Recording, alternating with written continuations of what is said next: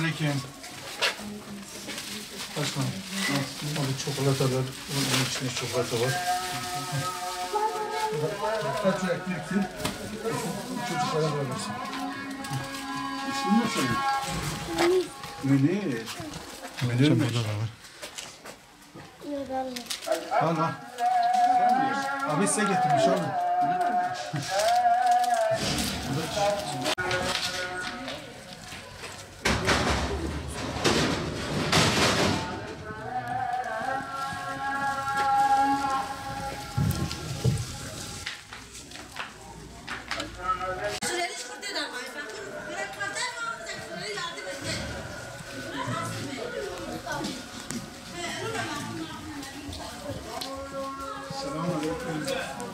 Kızım gel. Gel gel. Senin adın ne? Ahmet. Nasılsın Ahmet? İyisin? Sayın Başkanım hoş gelmişsiniz, sefa getirmişsiniz.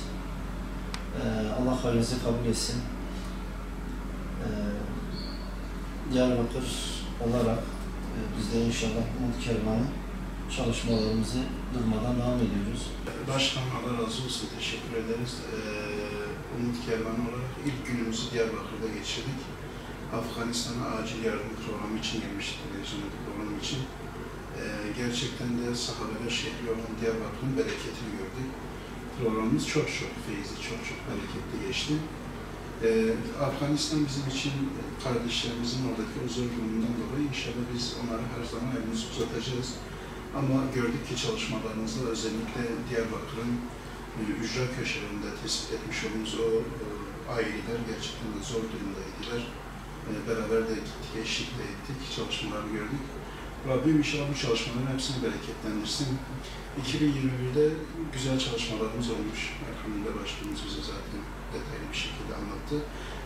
Ancak 2022'de Afganistan'daki kardeşlerimize yardımla beraber başladık. İnşallah Diyarbakır'daki ve özellikle Diyarbakır'ın öncülük ettiği 3. bölgedeki tüm illerimizden Umut Kervan'ın bütün çalışmalarımızı en güzel bir şekilde yapacağız. Yıllık programımızı çıkarmışız, ona beraber istişare de etmişiz. Allah-u Teala hayırlara vesile kılsın. Sizlere çok teşekkür ediyoruz. Sizin nezdinizde de tüm gönüllerimize bir ekip çalışmasıdır. Allah-u Teala o gönüllerimizin de inşallah ecrini kat versin. Bismillahirrahmanirrahim. Umut Kervanı olarak çalışmalarımıza devam ediyoruz. Dün yılın ilk günüydü ve hayırla bu günü tamamlamak istedik.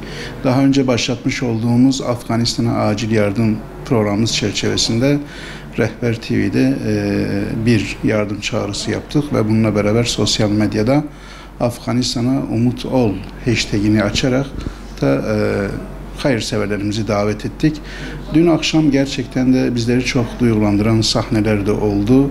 Yaklaşık bir 4-5 saatlik bir program ve dolu bir program geçti. Afganistan'a hayırseverlerimiz ellerini uzattılar ve oradaki kardeşlerin yaralarını sarmak için tabiri caizse Resulullah Aleyhisselam'ın dediği gibi doğuda bir Müslümanın ayağına bir diken batsa batıdaki Müslüman onun acısını hissetmezse gerçek iman etmiş olamaz. Buradaki Müslüman kardeşlerimiz orada kardeşlerimizin ayağına batan dikenin acısını yüreklerinde hissettiler. Bunun bereketini biz programda gördük ve telefonlarımız susmadı. Hayırseverlerimiz arayarak desteklerini sundular. Allah-u Teala kendilerinden razı olsun.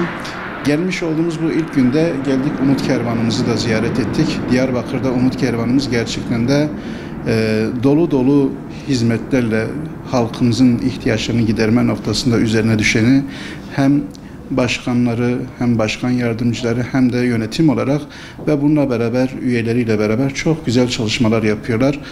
Yakın zamanda biliyorsunuz Kürdistan bölgesinde bir sel olmuştu. Yine Umut Kervanı olarak biz acil çağrı yapmıştık. Oradaki kardeşlerimize de elimizi uzattık ve Diyarbakır'daki Diyarbakır Umut Kervanı Başkanımız oraya gidip kendi elleriyle o gelen yardımları ulaştırdılar. Onların acılarına ortak oldular. Biz de onları bugün ziyaret ederken kendilerine teşekkür ettik. Rabbim ecirlerini kat kat versin. 2021'in değerlendirmesiyle beraber 2022'ye inşallah Afganistan'a yardımla başlayan bu çağrımız bütün yıl boyunca hem şehrimizde hem ülkemizde hem de tüm İslam coğrafyasında uluslararası diğer bütün ülkelerde inşallah biz bu çalışmalarımızı devam ettireceğiz.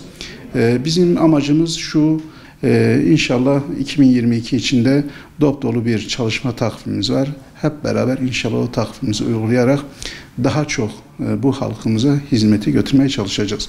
Allah-u Teala kendilerine ecirlerini bol bol versin. Gerçekten de Diyarbakır Umut Kervanı çok güzel çalışmaları var. Evet, sahada da çalışmayı görmek istedik. Sağ olsun Umut Kervanı olarak tespit etmiş olduğumuz ihtiyaç sahibi ailelerimiz vardı. Buradaki kardeşlerimizle beraber gittik, evlerine misafir olduk. Onların durumlarını gördük ve kendilerine gıda yardımında, kırmızı et ve ekmek yardımında bulunduk. Çocuklarının gözlerindeki o pırıltıyı, o tebessümü gördük. Allah-u Teala onları da o sıkıntılardan kurtarsın. Gerçekten de ihtiyaç sahibidiler. Umut Kervanı olarak biz her zaman ihtiyaç sahiplerinin ihtiyaçlarını giderme noktasında üzerimize düşeni yapacağız inşallah. Sahada da çok güzel çalışmaları var inşallah.